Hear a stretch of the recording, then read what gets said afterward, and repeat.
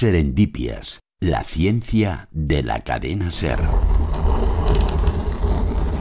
En pleno Paleolítico, a un Homo erectus le dio por inventar el primer rascador de piel sin imaginarse que, 800.000 años después, el cuero seguiría de moda.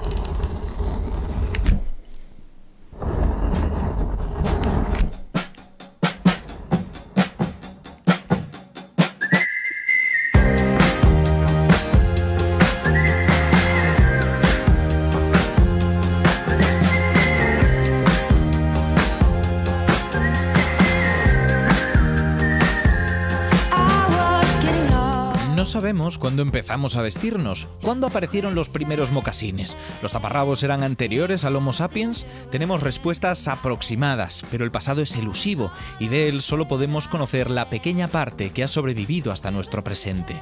Los tejidos se descomponen como lo hace nuestra piel, no queda ni rastro de aquellas primeras prendas de ropa, pero por suerte los arqueólogos tienen sus trucos.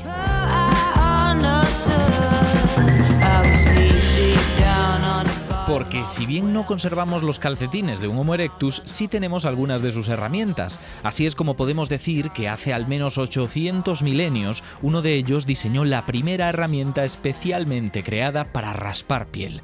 Hace tan solo 30.000 diseñamos las primeras agujas con ojo, y entre una cosa y la otra, la moda se fue imponiendo poco a poco, abriendo nuevas posibilidades hasta que, finalmente, inventamos las hombreras.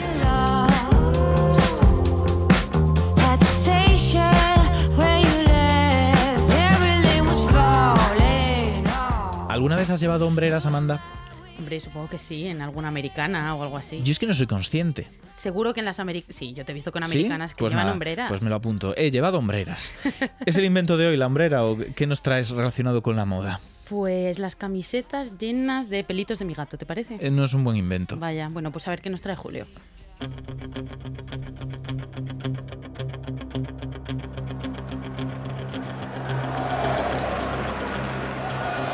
En la esquina azul, una púgil que rompe la pana. Y quien dice la pana dice el lino, el algodón orgánico y la lana.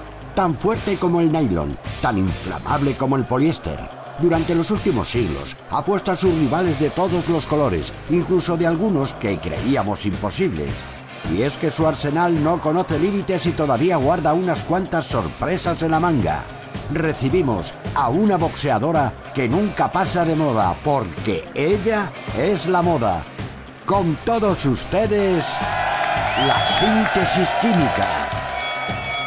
La síntesis química. ¿Qué pasa? ¿No te gusta? Hombre, el nombre no es el más atractivo del mundo. Bueno, de alguna manera había que traerlo. ¿Tú me la puedes definir? No sé, pero espera, lo intentaré, pero nos has traído microondas, nos has traído cohetes, la síntesis química. Bueno, también te traje estas cosas de los neandertales haciendo lanzas. Ya, ¿Qué bueno, te digo? Bueno, hago lo que puedo, síntesis ¿vale? química, que vendría a ser que si podíamos obtener determinadas sustancias de la naturaleza a Eso través del es. proceso que fuera, ¿y por qué no las hacemos nosotros desde cero? Eso es. Es la idea, ¿no? Claro, compuestos químicos a partir de otros. No ya depender de existentes. cultivarlos, sino hacerlos en el laboratorio. Tal cual.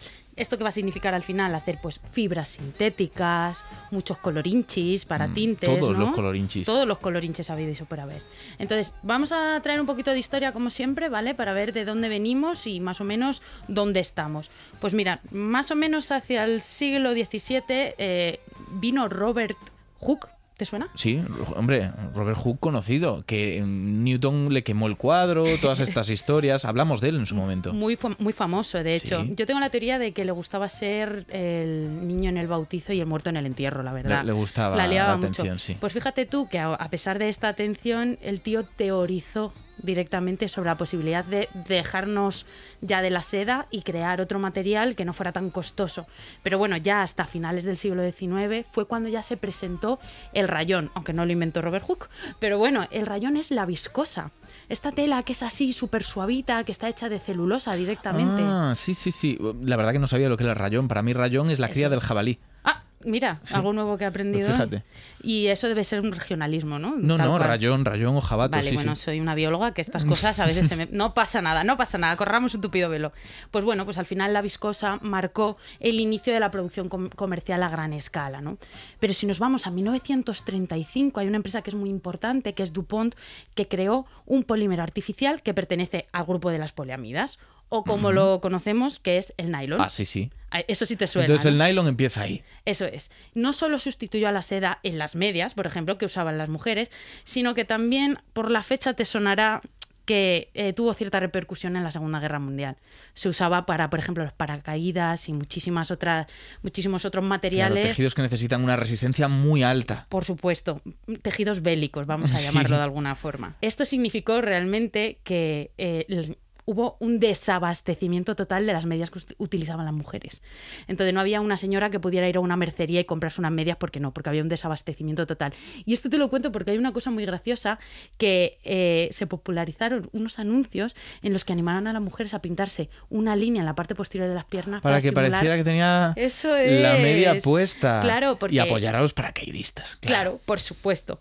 Otro ejemplo que te traigo de fibra sintética, el poliéster, que se popularizó en los 70 más o menos. Este se convirtió en el rey de la ropa resistente. Y es resistente debido también a su estructura química. No es que yo ahora sea Pablo, ¿vale? Y que venga aquí a hablarte de química todo el rato, pero estos enlaces de éster, que son muy repetidos, son los que crean una cadena polimérica lineal y muy rígida.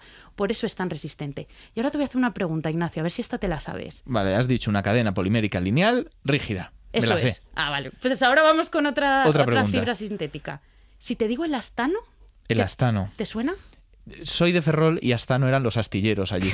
No tengo ni idea del astano. ¿Qué es el elastano? Si es que Pues yo de moda no sé nada. No pasa nada, yo tampoco. Esto lo he aprendido en esta semana. Es lo que conocemos como licra y está compuesto pues, por cadenas de poliuretano con segmentos, por un lado, flexibles, es decir, que se estiran, y por otros rígidos, que recuperan la forma. Por eso una camiseta de licra tú puedes tirar, pero vuelve a su sitio. Vale. Esto es fantástico. Hombre, son propiedades muy interesantes que no podíamos encontrar en el lino, la lana. El algodón, de hecho, la lana te la cargas en la secadora. No utilices la secadora para meter un jersey de lana, ¿vale? Serendipias dando consejos Eso es. desde 2021. 21, sí. 22, venga. Pero oye, ¿de qué sería de la moda si no hubiera colores, no? Antes los tintes eran un lujo y solo accedían unos pocos. Por ejemplo, la púrpura de Tiro. Esta lo usaban los emperadores romanos. Pero ¿sabes la cantidad que se necesitaba de moluscos para hacer 1 gramo de este tinte? No lo sé, muchísimo. 9.000. 9.000 moluscos. O, por ejemplo, para el color carmesí que se obtenía 9.000 moluscos, Sí. 1 gramo. 1 gramo nada más. Estaba caro el gramo. Pues mira, efectivamente. Pero, por otro lado, el carmesí. ¿Sabes de dónde se obtenía? De la cochinilla. Claro. De la cochinilla. Y se utilizaban 70.000 insectos para obtenerlo. Y hasta hace no tanto tiempo se seguía utilizando, ¿no? Eso Incluso es. para tema alimenticio. Es verdad, totalmente. Esto ya que lo busque luego la Claro, gente. lo sé porque esto es comida. Que sí. Moda no, pero comida Claro. la tenemos. Sin embargo, todo cambia en la industria textil gracias a una serendipia. Ay, qué bonito. Pues mira, William Henry Perkin en 1856, intentando sintetizar quinina, Ujú. pues ya sabemos que es un medicamento que he usado para Para la la malaria, malaria, por ejemplo. descubrió accidentalmente el color malva. Anda. Se dio cuenta que notó que esta sustancia pues, generaba un color púrpura muy vibrante que podía adherirse a la ropa de una manera muy fuerte. De hecho, yo me imagino... O sea, descubrió un tinte malva. El color malva se conocía, ¿no? Se conocía el color malva, Claro. pero descubrió el tinte Vale, sí, que sí. se podía utilizar. Vale, vale. Entonces, Yo ya digo que no sé nada de moda. Me dices No que pasa se nada. descubrió en ese momento el color malva y digo, pues como igual. tinte, Claro. como tinte, bueno, Sí, sí. estaría en plantas, estaría en otros lugares, pero como tinte no, Vale. y no se podía obtener de otra manera. Se obtuvo de esta manera química. Y yo siempre teorizo con esta historia que seguramente él estaba ahí en el laboratorio, se manchó, intentó usar la leche, el bicarbonato para sacar la mancha. Hizo un potingue. Y fue imposible. Y dijo, anda, mira, pues un tinte, voy a patentarlo. Y lo patentó. Y gracias a eso es verdad que cambió toda la industria textil, porque se empezaron a generar muchos tintes sintéticos. Ya no dependíamos, como decíamos, de la naturaleza, de esos Eso miles es. de moluscos para determinadas sustancias o de cochinillas en cantidades locas, sino que podíamos hacerlo con Claro. mucho menos impacto, controlando el stock. Y Era mucho más interesante, barato. Claro. También. Bueno, pues, ¿qué pasa ahora realmente? ¿Cómo es el state of art? Pues mira, la química sigue dominando la moda. Así que no nos olvidemos del impacto ambiental. Según un informe de Naciones Unidas, la producción textil representa alrededor del 10% de las emisiones globales de carbono. Y cito textualmente de este informe, más que los vuelos internacionales y el transporte marítimo combinados. Pues se habla menos de esto. Así que bueno, pues mira. Hablamos quizá aquí. Hay que, efectivamente, y quizá hay que plantearse un poco cómo consumimos la moda, ¿no? Y habrá que ver cómo la puntuamos, porque desde luego que esto no pinta muy bien. Pues vamos con la puntuación. Utilidad. Muy útil, no podemos negarlo. Si tenemos ropa con colorinchis que nosotros queremos a un precio asequible, vamos, si me lo puedo permitir yo, es porque está todo esto. Lo que yo llamo la democratización de la ropa. Sí, Así eso que sí. Yo creo que un 5. Venga. ¿Cuánto se ha difundido? Muchísimo. Si es que hay gorras de Caja Rural en todos los lados. Oye, mi novia tiene una gorra de Caja Rural. ¿Ves? Envidia que le tengo. ¿Ves? Pues sí, yo también creo que un 5. Todo el mundo se viste más o menos. Coste. Muy barato. Y como es barato, es bueno. Eso y es. un precio, es un punto alto. Sí, Otro un 5. Jolín, al final. Va a ganar la síntesis química, qué poco estético. Te dije que iba a traer algo que a lo mejor desbancaba Sí. los que teníamos. Diseño. Diseño, no. Diseño -3. O sea, la síntesis en sí, que es una técnica. No es una locura que la química que puedas mezclar compuestos. Eso no es una No locura. sé, no, a mí me parece razonable. Es más cómo lo aplicas después. Sí, ¿no? Vamos a poner un 1 por compensar, porque esto no puede ser, no puede seguir creciendo. Me parece perfecto. Y por último, nivel de ciencia ficción. Un 1. A mí el nylon hace tiempo que dejó de parecerme sorprendente. Cuando era un niño, sí. ¿Tú no te pintas la línea de las medias? No, pero lo voy a empezar a hacer. Vale, me parece En bien. verano. Un 1. Vamos a hacer las cuentas. Vale, pues entonces 3 5, 2 1, 3,4. 3,4, vale. Y eso lo deja en... En cuarta posición, Por detrás de... el microondas, microondas y el barco. Y el barco. ¿Y quién quedaría en cabeza? Ingeniería genética, el cohetes, el microondas y el barco que comparten el tercer puesto y la síntesis química el cuarto. Bueno, pues nada, no ha quedado tan mal. ¿Quién está por detrás? Por detrás tenemos al reloj, al vinilo y a la industria lítica. Bueno, pues algo estándar. Yo pensaba que iba a quedar muy muy bien, pero es verdad que los últimos ha pinchado. Bueno, es lo que tiene, le hemos puesto ahí 2. La síntesis química. Me alegro que no esté en cabeza. Amanda, muchas gracias. Muchas gracias a ti, Ignacio. You keep saying you got something for me. Something you call love, but confess. You've been a messin' where you shouldn't have been a messin'. And now someone else is getting all your best. These boots are made for walking, and that's just what they'll do. One of these days these boots are gonna walk all over you. Y vamos a hablar sobre moda, ya lo hemos dicho, pero remontándonos un poquito porque tenemos con nosotros a José Miguel Parra, que es doctor en Historia Antigua de la Universidad Complutense y egiptólogo. ¿Qué tal? Pues con ganas de ver qué relación podemos encontrar entre Egipto y la moda. ¿Podemos hablar de moda por aquel entonces? Algo hay. No mucho, no como nosotros, pero sí que podemos hablar de moda. No tenían rebajas, ¿no? No tenían rebajas, no tenían ni sitios donde ir a comprar la tela. ¿Cómo hacían entonces? Se la hacían ellos en casa. En cada casa tenían su pequeño taller de costura. Claro, entiendo. entonces si alguien en el pueblo a lo mejor era muy ducho haciendo eso, pues podía intercambiar y le venía bien, pero el único que tenía talleres donde le servían la ropa era el soberano. ¿Y con qué tejidos trabajaban? Porque poliéster no, ¿está claro? Con lino, el algodón egipcio es una cosa que viene muy, muy posterior y con esa tela que se me acaba... No es una tela, con esa planta con la que se hace El un montón de papiro. cosas, no. ¿No? Pues con Nada, el papiro se hace ahora un montón de mi cosas, cerebro, fíjate. mi cerebro acaba de decidir que no se acuerda de cómo se llama esa... Yo puedo decir plantas, cáñamo... Cáñamo, perfecto, Fíjate. la primera ahí, Mira esa, qué bien. cáñamo, con el cáñamo. Bueno, entonces teníamos cáñamo, teníamos lino y teníamos... Y teníamos la lana. Claro. Y luego autosuficiencia, por lo que dices. Sí, totalmente. Lo que pasa es que, claro, era tan caro hacerlo que se convertía clase en elemento de intercambio. Los egipcios no conocían la moneda, de modo que intercambiaban y utilizaban la tela como uno de sus elementos. Luego, que tenemos? La gente iba desnuda casi o con un taparrabos. No tenía ningún tipo de cosa. ¿El clima acompañaba o...? Sí, el clima acompañaba casi siempre, pero en ese momento era un poquito más húmedo que el actual, de modo que si ahora vas de octubre a febrero y hace frío por la mañana y por la noche, bastante a veces, entonces era más todavía, de modo que ellos tenían una gran cabaña de ovicápridos y seguro que utilizaban la lana. Lo que pasa es que la lana, además de sus muchas ventajas, es que se puede deshacer y volver a hacer con mucha facilidad, de modo que se destejían y tejían las prendas de lana. Tenemos la impresión. Lo que pasa es que ahora cuando encontramos en excavaciones vamos a buscar la lana. Antes no se hacía eso. Claro. Entonces, cuando vas a buscarla, la acabas encontrando. Entonces, son pequeñas briznas, pequeños fragmentitos, pero bueno, acaban apareciendo. Esto es muy curioso porque dices que cuando vas a buscarla realmente la encuentras. Entiendo que si no puede pasar desapercibido. ¿Puede haber tejidos que hayan pasado desapercibidos? Complicado. De hecho, el cáñamo ha pasado... Bueno, te digo complicado, te doy un ejemplo de lo contrario. El cáñamo ha pasado desapercibido porque no se buscaba. Es difícil identificarlo. Tienes que coger un microscopio, tienes que verlo con, bueno, una lupa más que un microscopio, una lupa de estas potente, una lupa de laboratorio, y tienes que buscarlo. Entonces, a partir de ahora es cuando se ha empezado a encontrar que el cáñamo se utiliza para más cosas de las que se pensaba. No es esperable que si me pongo a buscar Gore-Tex lo encuentre, eso está claro. No, exactamente. Pero quiero preguntarte por las tinciones, porque si me puedo hacer una idea de cómo funcionaba eso, de en su casa tejían, tenían incluso su ganado, era un yo me lo guiso, yo me lo como, entiendo que teñir también teñían ellos. Es complicado. El lino se tiñe muy mal. Romper esas fibras para meter dentro el color que quieres es muy complicado. Hay algunos, a partir de la 18 dinastía, creo recordar, hay algunos bordes, algunos orillos, creo que se llaman, que tienen restos de color, azul, rojo, pero nada, es un hilito que se pone, no es una prenda de tela colgada. Ahí se conoce que hay para las estatuas de los dioses, sí que se ponían algunas estolas, algunas bandoleras en forma de algún color, verde, rojo, colores muy básicos o primarios, por así decirlo. Y nada más, no había más. Lo que se hacía, si acaso, era desteñir.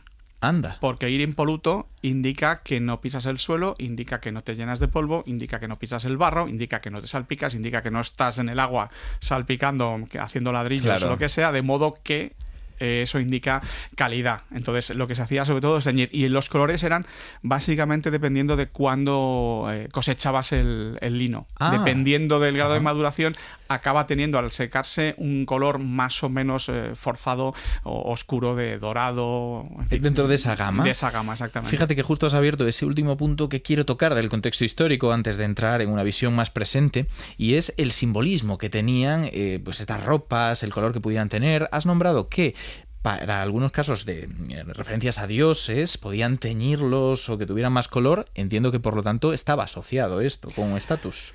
Sí, porque eso, por la dificultad que tiene, si nos vamos a la púrpura romana, tienes ahí un punto de enganche, pero nada más. Estás hablando de que las menciones son muy leves, es la estola roja para el dios y tal. Entonces estás hablando de una estatua que es pequeñita. Claro. Entonces no te tienes que imaginar un vestido teñido completamente. De hecho, los vestidos que vemos dibujados en las tumbas son completamente diferentes a lo que vemos de verdad. Si nos vamos al periodo que yo mejor conozco, que es el Reino Antiguo, que se han encontrado un par de vestidos intactos o más o menos intactos, son galavillas actuales. Es básicamente una camisa larga con unas mangas. Claro, cuando eso lo básico. ves, cuando lo ves representado, no es nada parecido. O sea, es similar, te cubre todo el cuerpo, pero está mucho más adornado, claro. tiene pliegues, Eran conscientes de esas limitaciones técnicas que tenían y buscaban algo más. Sí, ya sabes cómo es la iconografía, intentaban representarlo más bonito todavía de lo que era, o mejor dicho, para los egipcios, intentaban reproducir lo que era perfecto, o la tela perfecta. Luego a lo mejor salías de casa así, pero a los 30 segundos ya se te había convertido en algo diferente. Además, como el lino es una tela que no es muy elástica, que digamos, era complicado conseguir volúmenes y ese tipo de cosas. Pues vamos a hacer un viaje de nuevo al presente, porque de todo aquello, de aquel yo me lo guiso, yo me lo como, prácticamente de supervivencia y pocas pretensiones, hemos pasado más o menos a esto. Los dos cinturones me parecen exactamente iguales. No sé, aún estoy aprendiendo sobre estas cosas. ¿Estas cosas? Ah, de acuerdo. Entiendo. ¿Crees que esto no tiene nada que ver contigo? Tú vas a tu armario y seleccionas, no sé, ese jersey azul deforme porque intentas decirle al mundo que te tomas demasiado en serio como para preocuparte por lo que te pondrás, pero lo que no sabes es que ese jersey no es solo azul, no es turquesa, ni es marino, en realidad es cerúleo. Tampoco eres consciente del hecho de que en 2002 Oscar de la Renta presentó una colección de vestidos cerúleos. Y luego creo que fue Yves Saint Laurent, ¿no?, el que presentó chaquetas militares cerúleas. Necesitamos una chaqueta. Y luego el azul cerúleo apareció en las colecciones de 8 diseñadores distintos. Y después se filtró a los grandes almacenes. Y luego fue hasta alguna deprimente tienda de ropa a precios asequibles, donde tú, sin duda, lo rescataste de alguna cesta de ofertas. No obstante, ese azul representa millones de dólares y muchos puestos de trabajo. Y resulta cómico que creas que elegiste algo que te exime de la industria de la moda, cuando de hecho llevas un jersey que fue seleccionado para ti por personas como nosotros. Tendré un montón de cosas. Coco, quiero preguntarte una cosa antes de presentarte, incluso porque nos estás escuchando ahí. ¿Cuántas veces habrás escuchado este fragmento? Muchísimas. Muy divertido, además. Nos perdonas Sí. la repetición. Totalmente. Es un icono. La voz que estáis escuchando, todos los oyentes que digáis, oye, acaba de hablar de alguien que no ha presentado, pues resulta que es especialista en sostenibilidad, Coco Rodrigo, y además en estrategias responsables en la industria textil, con un enfoque en cómo los modelos de negocio y hábitos de consumo afectan al planeta y a las personas, porque vamos a hablar del presente y de esos impactos que tiene la moda, que no es una cosa ajena a nadie, ¿no?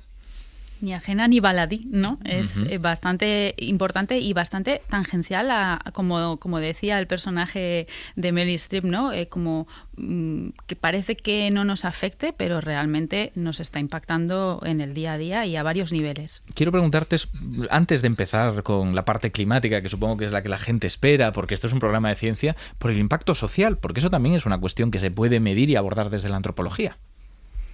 Mira, el impacto social, además es que muy interesante que me lo digas así, ¿no? Porque además está muy intrínsecamente relacionado con el medioambiental, ¿no? El impacto social no se ha tenido en cuenta o posiblemente sea el menos conocido, porque el que más hemos conocido, el que más se ha hablado previamente, pues en los años 90, ¿no? 2000 era el medioambiental, pero el social también tiene como varias capas. Por una parte, el impacto en el individuo, ¿no? Como pues la moda, justo estaba diciéndolo en el corte de la película, cómo le hace sentir a cada uno, cómo a nivel de comunidad, cómo nos relacionamos con los demás, cómo el individuo se proyecta, ¿no? A nivel cultural también, pero además tiene otro componente, que es el componente laboral, ¿no? Porque la industria de la moda, bueno, no se hace sola, se hace con trabajadores y trabajadoras, y es interesante también otra vertiente llamada pues industria, porque hasta hace muy poco se consideraba un arte, ¿no? Ha ido evolucionando hasta pues llegar a tener en cuenta que es una industria, y si es una industria entonces hay que tener como una visión más amplia, económica, política, laboral, etcétera. Voy a aprovechar para recuperar el momento Egipto de antes, porque ya que tenemos también a José Miguel, quiero preguntarte si esa concepción artística ya existía por aquel entonces o era algo más de, mira, usar y sobrevivir. Bueno, para que te hagas una idea, los egipcios ni siquiera hacían vendas para las momias. Claro. En algunos casos, un gran faraón o un ricacho podía conseguir que le hicieran unas vendas, pero por general lo que hacían era coger un trapo viejo, romperlo del tamaño adecuado y utilizar vendas. Entonces, para que te hagas una idea de lo que significaba, o sea, claro, ahora tú te vas a una tienda y te compras unos vaqueros. ¡Ay, se me ha roto! ¡Guau! Me compro uno. Pero no, allí tenías que remendarlo o hacértelo nuevo. Entonces eso era muchas horas y mucha sapiencia, de modo que la tela se reutilizaba, se volvía a utilizar, Y fíjate cómo ha cambiado todo, Coco, que ahora tenemos una industria descomunal. Tenemos una industria descomunal y muchas voces hay que quieren hacer que vuelva, pues justo lo que está diciendo José, ¿no? Esta cosa de la reutilización, remendar, o sea, cuántos también trabajos hemos perdido. No sé si vosotros hace mucho que vais a, por ejemplo, un zapatero, una zapatera, no sé, a que una persona que os entre, pues una costurera o un costurero que os entre un trozo de, no sé, de tela que os sobra de un traje, por ejemplo. Son trabajos que se han ido perdiendo porque justo lo que decíais, tenemos esta revolución, ¿no? Esta inmediatez de, pues voy a una tienda, cojo, me lo compro, porque ya, pues como no sé remendarlo tampoco, se pierden estos oficios, se pierden las habilidades y es más rápido y más barato, ¿no? También.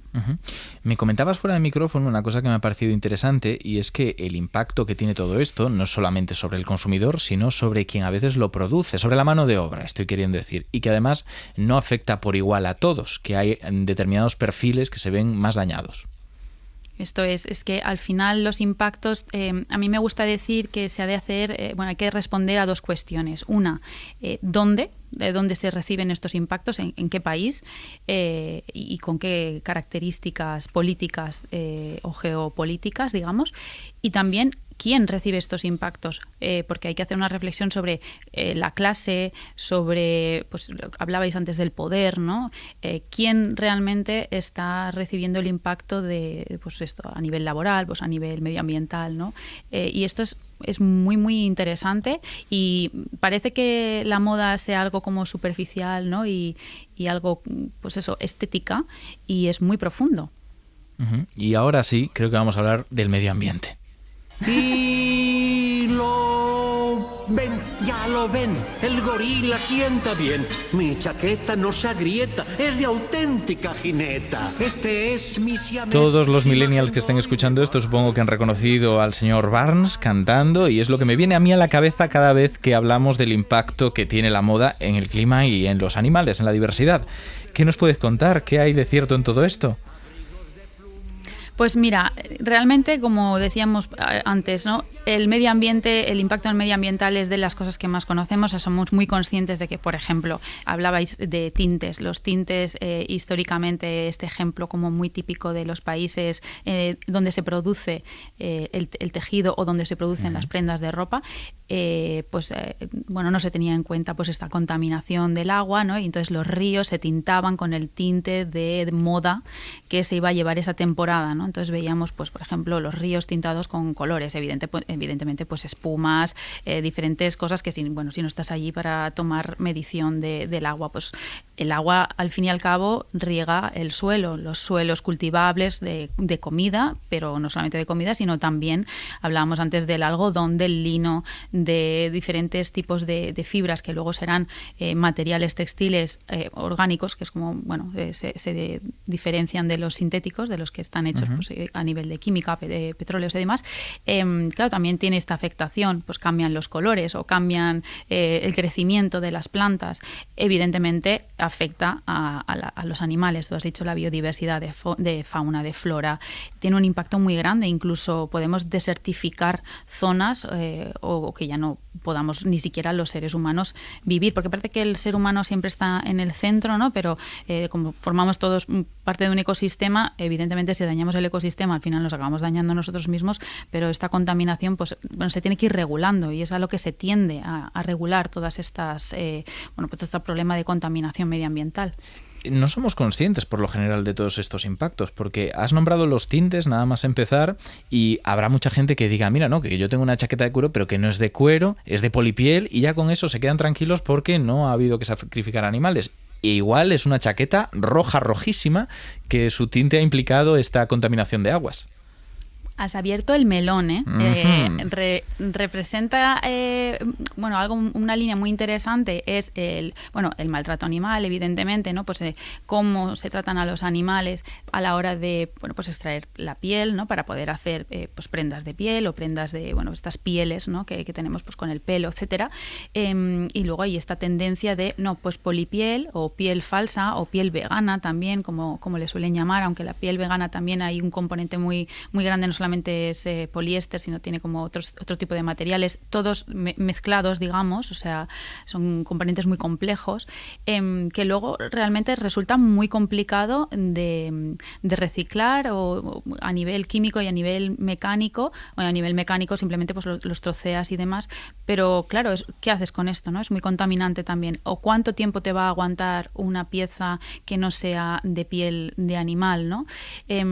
Pues la durabilidad es otra de los elementos que tenemos que tener en cuenta también cuando a lo mejor podemos utilizar la segunda mano, una prenda de piel y bueno, pues utilizar piel pero que ya ha tenido una vida anterior, ¿no? Aprovecho para preguntarte una cosa, porque hay mucha teoría de la conspiración que habla de la obsolescencia programada en la ropa, pero yo entiendo que hasta cierto punto sí es cierto que se hace ropa que aguanta menos. Sí, es cierto que se hace ropa que aguanta menos. Pensemos también una cosa si es industria, tiene que haber un coste-efectividad, ¿no? O sea, de alguna manera el negocio, con una visión como la que tenemos pues esta capitalista, ¿no? Del negocio de la moda, porque evidentemente no todo el negocio de la moda tiene esta pretensión ni tiene esta visión de crear beneficios. Pero hablamos del gran monstruo, ¿no? De la industria. Pues claro, al final lo que sucede es que, claro, conviene que tú vayas cambiando la ropa cada poco, ¿no? O sea, porque al final estamos alimentando la propia industria. Entonces ahí estamos llegando a un punto de hiperconsumo, hiperproducción, hiperconsumo, que claro, se están dando la mano constantemente. Es un círculo vicioso, ¿no? Están ahí, hiperconsumo, pues consumimos muchísimo, ¿vale? ¿Dónde va ese residuo? Pero a la vez tienes que continuar produciendo, hiperproduciendo para poder darle alimento a, bueno, pues al sistema. Uh-huh. Muchísimas gracias a Coco y a José Miguel, porque por desgracia tenemos que acabar ya con la tertulia, pero ha sido un placer teneros aquí. Un placer. Muchas gracias, encantada. Serendipias, con Ignacio Crespo.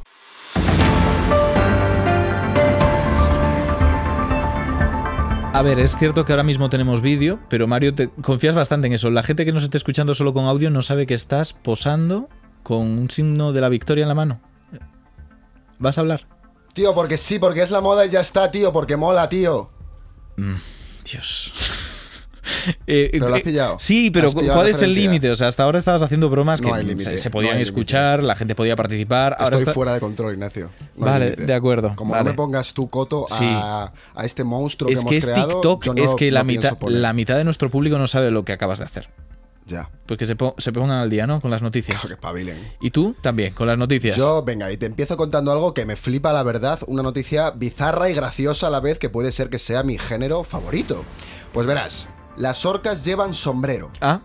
Y los sombreros en cuestión son salmones muertos. Eso es más sorprendente. ¿Qué te parece? Muy sorprendente. Esta moda fue observada por primera vez por un grupo de biólogos de la Universidad de Washington en la década de los 80. Observaron a varias orcas de manadas diferentes del estrecho de Puget nadar con estos peces en la cabeza. El caso es que este extraño comportamiento no se volvió a ver hasta finales de 2024. La moda, ya sabes, que es cíclica, ¿no? Con los pantalones de campana y con el fascismo está pasando algo parecido, ¿no?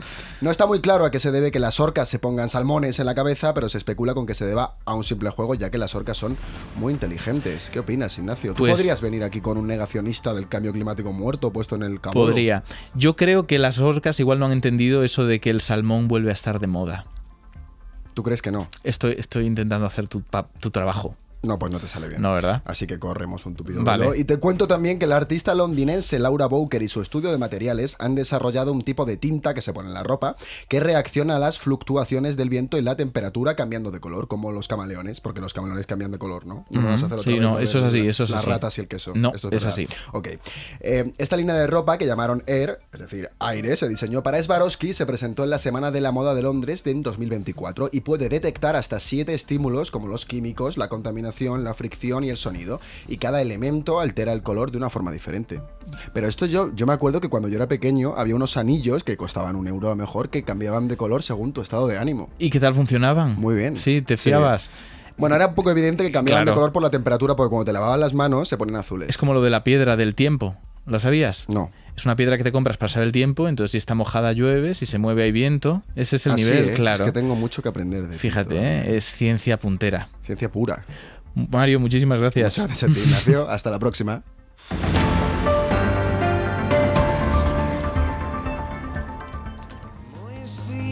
Less you know, the less you find out as you go.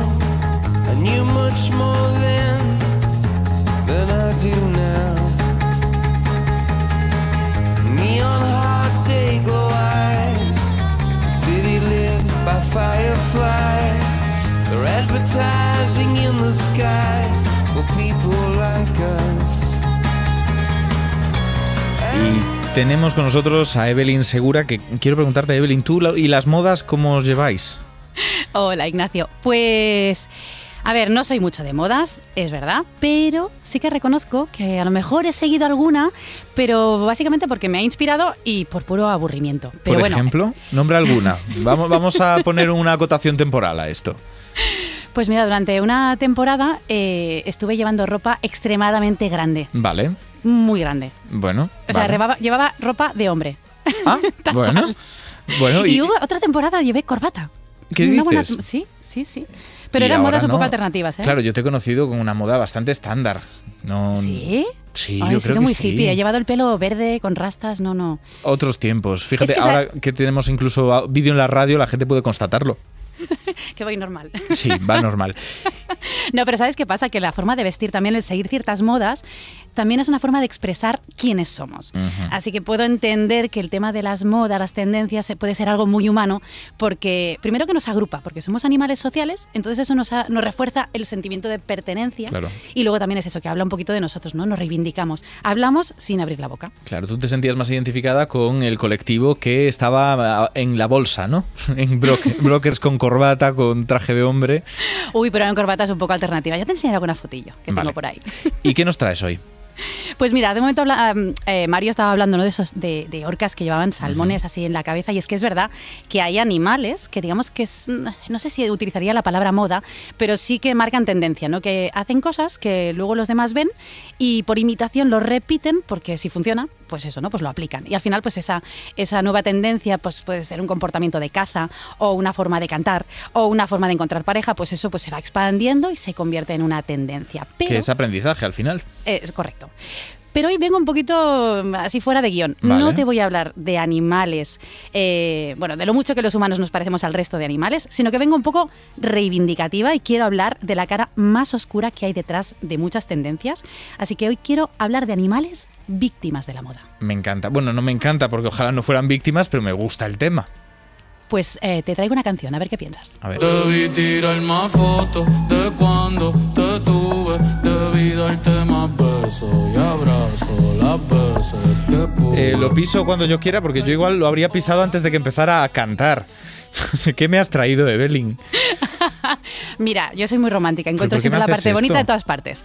Entonces, yo te he traído esta canción porque fíjate lo que dice esta canción, que debí tirarte más fotos cuando te tuve y debí darte más besos, digamos, debí quererte mejor, no más, sino mejor las veces que pude. Y para mí eso habla de muchísimas especies que las debimos aprovechar, las debimos fotografiar en lugar de disparar, las debimos amar muchísimo más cuando pudimos, porque ahora muchas de ellas o se encuentran en la cuerda floja de la extinción o ya no están entre nosotros. Así que me lo llevo a mi terreno. Tú querías traer la canción y has encontrado la justificación para hacerlo. A mí no me des muchas vueltas.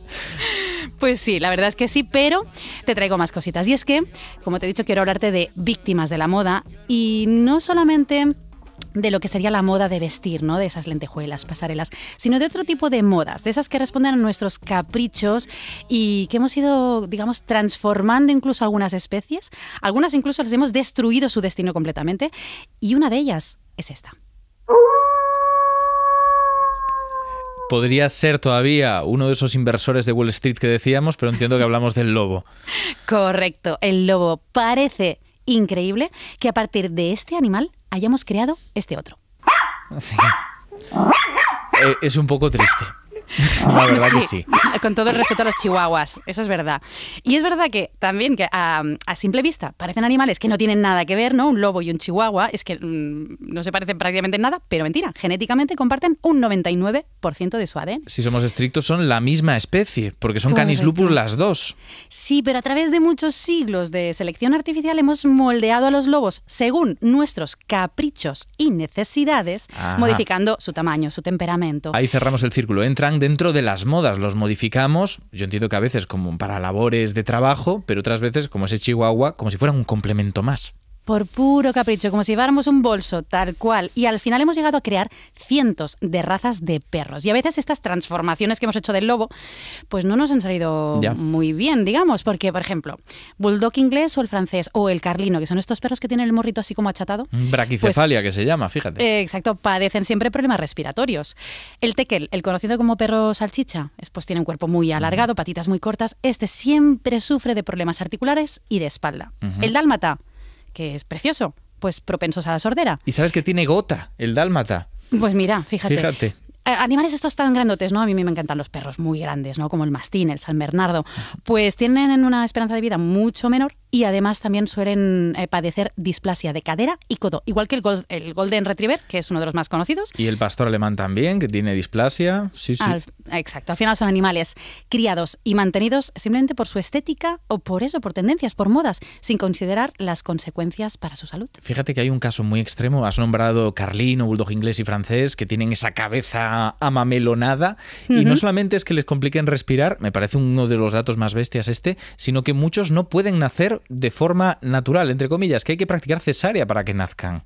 Así que si no fuera por la intervención humana, pues no existirían estas razas de ninguna manera. Hay uno, el Shar-Pei, que tiene muchísimas arrugas. Este tiene muchísimos problemas de infecciones en la piel, incluso cegueras por culpa de esos pliegues que son adorables cuando los ves, pero que es terrible para ellos, para su salud. Y luego otros que tienen las orejas caídas y eso acumula humedad, problemas de hongos y otitis. Si es que la verdad que no lo hemos hecho muy bien. Ay, pues no, pues espérate que sigo, porque hay otros animales que hemos explotado por su piel. En la industria peletera encontramos a víctimas de moda, como puede ser el bisón americano, el zorro ártico, la chinchilla, que también la tenemos a veces como mascota, pues han sido criados en condiciones deplorables. Yo incluso me atrevería a decir incluso que se trata de tortura en muchos casos, y su destino es utilizar la piel para fabricar pues abrigos de lujo. Cocodrilos y serpientes, que a lo mejor no nos despiertan tanta simpatía, pero es que también han sido cazados en libertad o criados ya en granjas, sino que los crían de forma artificial para acabar convertidos en bolsos, en cinturones, en zapatos. Porque nos apetece, y al menos hemos dejado atrás tiempos incluso más bárbaros, porque yo cuando me enteré de esto flipé. Las ropas típicas, las capas de los reyes de los cuadros que tenían esta zona blanca con puntitos negros, pues resulta que si te acercas, esos puntitos negros son la punta de la cola de pequeños armiños. Cada punto negro era un armiño que habían matado para hacer el traje. Terrible. Y hay más modas que hemos dejado en el pasado y que no fueron precisamente los mamíferos y los reptiles los que la padecieron, sino otros.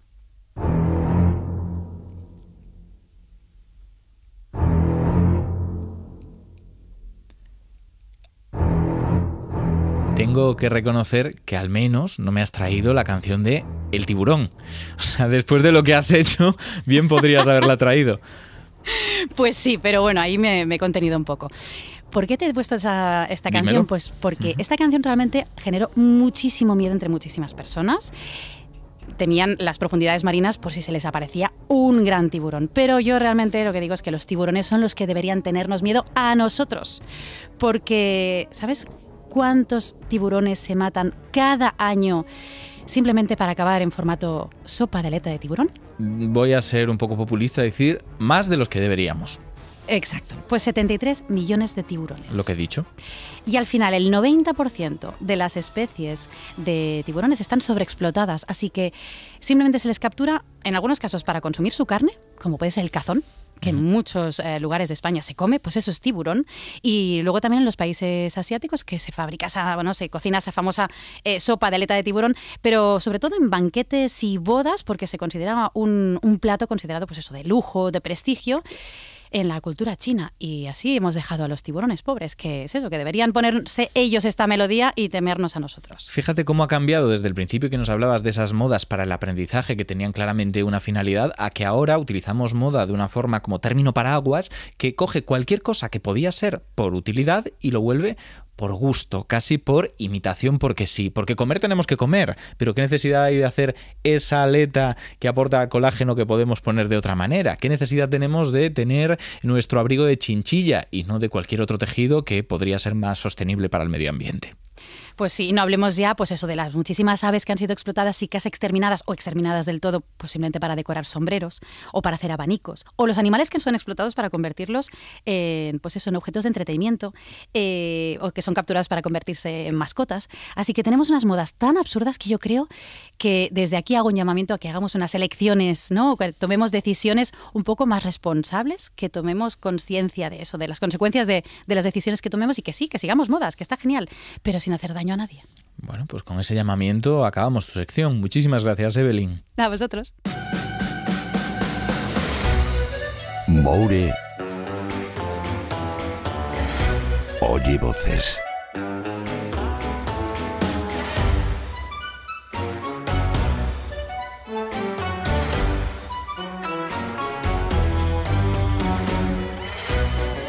Moure, ¿qué tal? Pues muy bien, yo estoy de moda.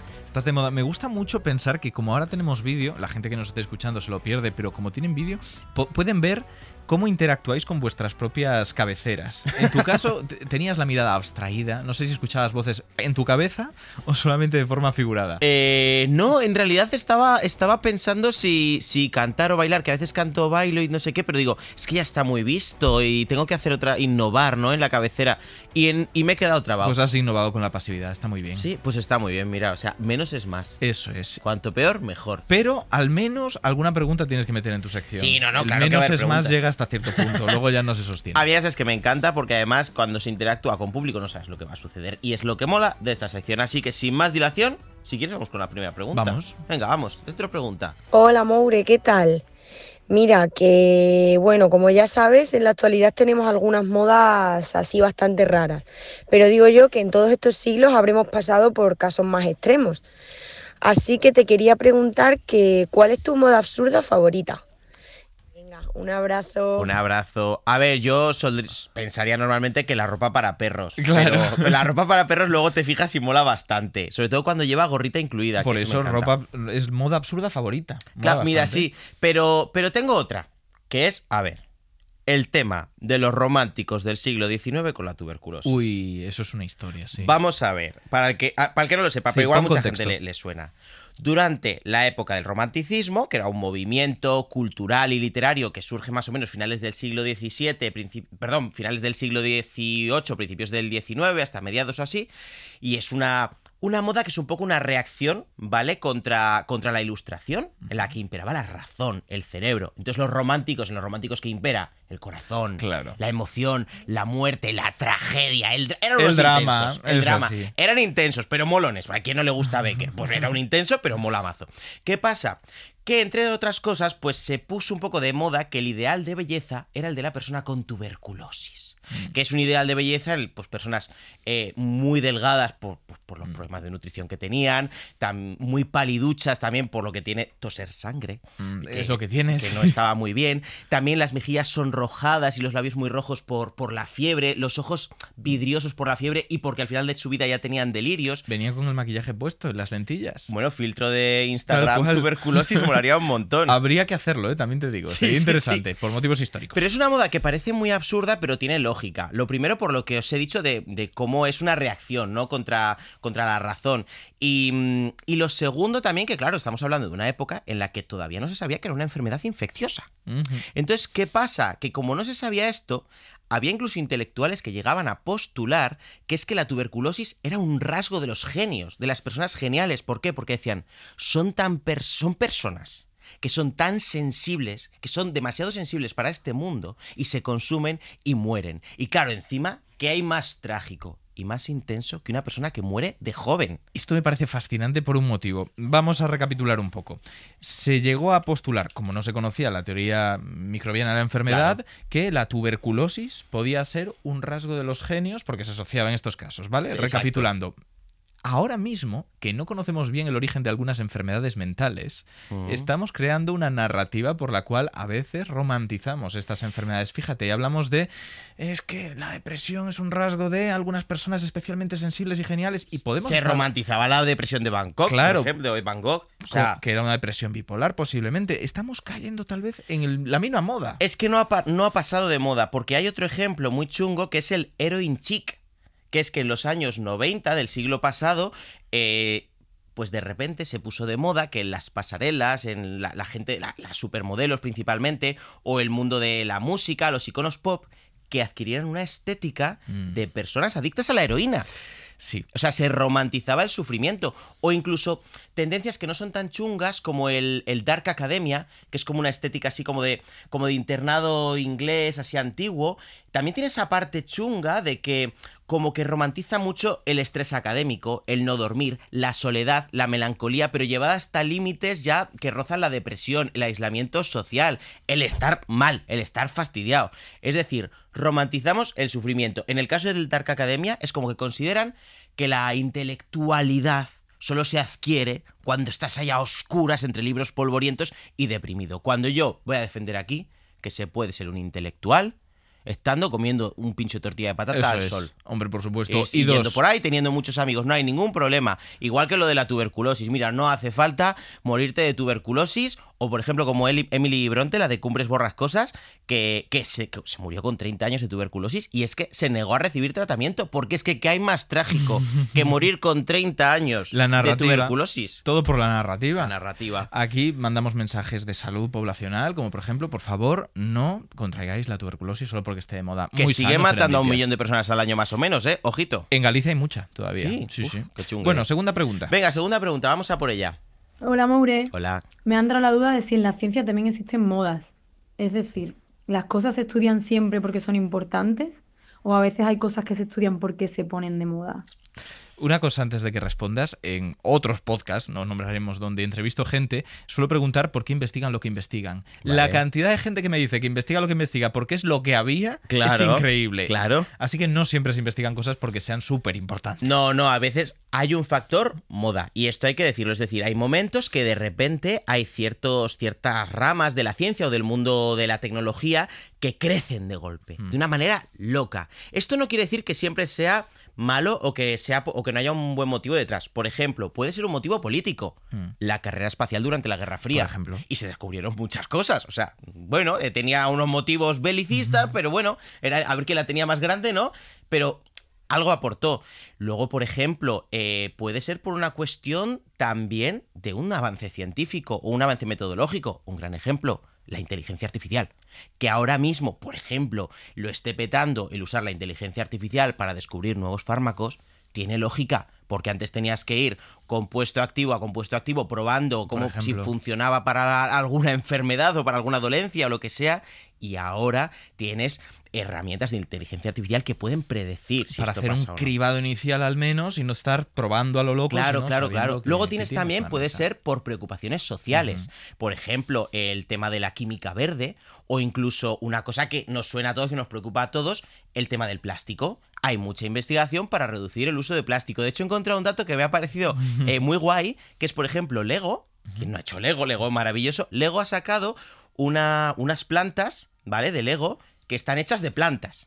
¡Ostras! Porque están hechas de polietileno sacado de azúcar de caña de plantaciones sostenibles. Aprovechamos para decir que aquello de que los dinosaurios de plástico están hechos dinosaurios es mentira. Es mentira. Pero aquí tenemos un juguete que de verdad sí. Bueno, y de hecho Lego quiere para 2030 que toda su producción sea procedente de azúcar de caña sostenible. Pues teniendo en cuenta la cantidad de Legos que hay en el mundo. Sí. Y sobre todo porque además es muy reciclable.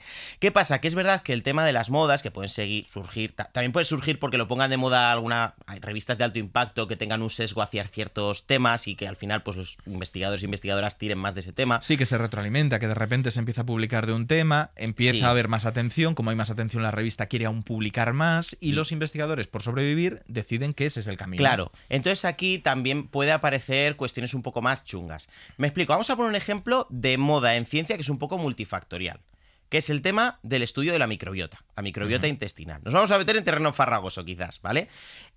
La microbiota se empezó a poner de moda porque más o menos en la década de 2010 aparecen ciertos métodos de secuenciación masiva que te permiten estudiarla más a fondo. Y sí que se empezó a ver pues, que tenía relación con muchas enfermedades, que es muy importante para nuestro cuerpo, etcétera, etcétera. Pero claro, eso ha llevado a flipadas, como lo de que el intestino es el segundo cerebro, porque tiene muchas conexiones nerviosas. Dices, sí, bueno, y las manos, y no tiene por ejemplo. El segundo, tienen más, yo creo, no lo sé, pero el corazón no tiene más, pero tiene un montón, y el corazón también. Y no por eso. Segundo cerebro no es. ¿Y qué pasa? Que aunque es verdad que la microbiota es súper importante, se descubren cosas muy importantes, al llegar al mainstream, al llegar a la gente en general, es muy fácil que a la gente se deje vender tonterías porque sea una rama de investigación que está de moda. Dejando claro que es importante, pero que se venden chorradas. Por ejemplo, la de suplementos relacionados con probióticos que se venden a gente que no los necesita, que no les sirve para nada. E incluso tenemos una empresa de Estados Unidos que se dedica a vender muestras de heces para trasplantes de heces caseros con la promesa de curar la depresión y curar la obesidad. Para lo cual no está demostrado que eso funcione. Así que es una estafa. Podemos resumirlo con lo que la ciencia va pasito a pasito y que cuando las cosas saltan a los medios aún tenemos que darles un tiempo antes de tomárnoslas del todo en serio. Pero también el mensaje de la moda en ciencia A veces está bien. A veces está bien. A veces está bien. Sabiendo que es una moda. Sí. Muchas gracias, Maure. Tú sí que no te pasas de moda.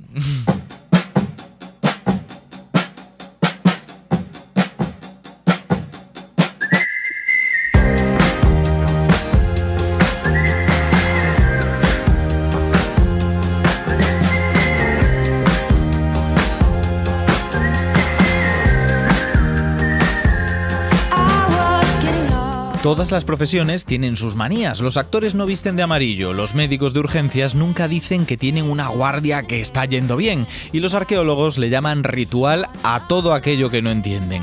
Si encontramos un objeto extraño cuya utilidad no logramos interpretar, pues será un objeto ritual. Y claro, eso es una posibilidad, pero aprovechemos Serendipias para mandar un mensaje a potenciales arqueólogos extraterrestres que nos encuentren dentro de miles de años. Aquí, nadie le rezaba a los spinners. A veces no podemos descubrir la utilidad de un objeto misterioso porque no sabemos lo suficiente, pero otras no podemos descubrir su utilidad porque simplemente no la tiene. Así son las modas y así somos los humanos.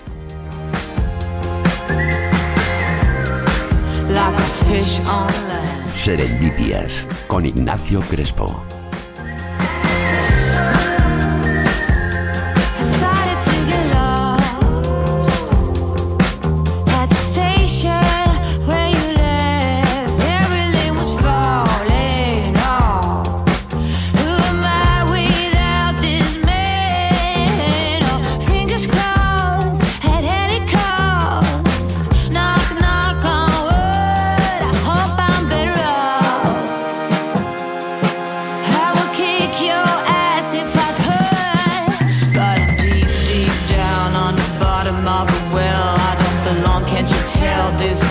Must be hell, no more cookies in this jar. Did I take it too far?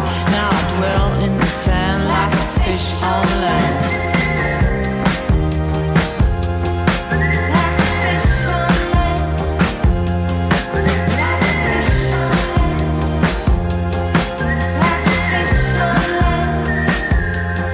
I was getting lost in the quicksand.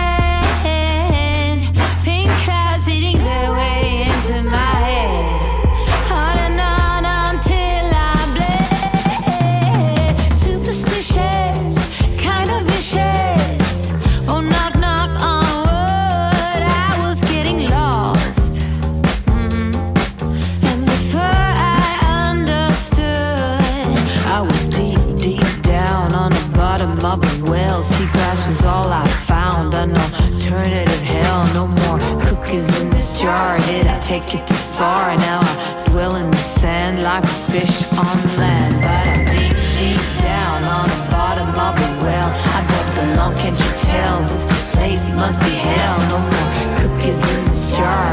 Did I take it too far? Now I dwell in the sand like a fish on